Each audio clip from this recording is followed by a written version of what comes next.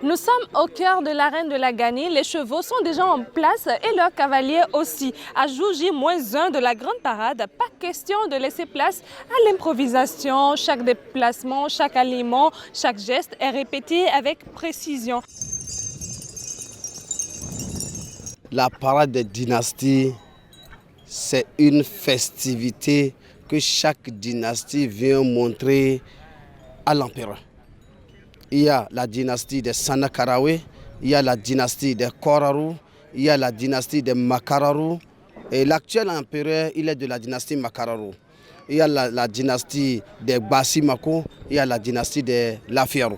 Il y a des gradés, ils vont se suivre de comment ils se dépassent, d'accord? Et ils viendront faire allégeance à l'empereur. Et derrière cette parade se cache tout un savoir-faire. Préparer les chevaux, maîtriser leur comportement et surtout réussir à les faire évoluer ensemble au rythme de la parade. Il y a une communication entre les chevaux et nous. Nos chevaux, on les habitue à une rivalité.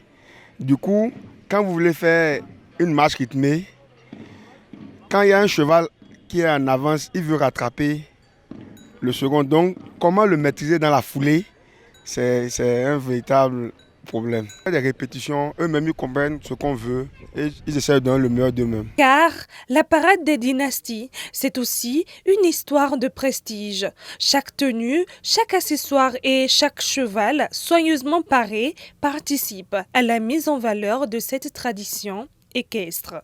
Le jour J, tout le monde sera dans sa bonne tenue de jolis brous bien brodés. Même nos habillements de chevaux vont différencier. On sera bien vêtus. Mon cheval est comme ma femme. Vous voyez, quand je parle, ça fait les jeux d'oreilles. Ça comprend. Si tu vois un cheval renverser les oreilles vers derrière, ça veut dire attention, il y a un danger devant. Donc il faut être prêt pour le cabrage. Ouais, il faut être très vigilant avec les chevaux. N'est pas cavalier qui veut, mais qui peut. Parmi ces hommes à cheval, une femme cavalière, Bouchourat. Je compte vraiment vous faire beaucoup de surprises et vous ne serez pas dessus. Voilà une petite immersion qui vous donne déjà un avant-goût de ce que ça sera. La Gani, c'est une tradition, elle ne se raconte pas, elle se vit. Prenez donc le rendez-vous du 25 au 27.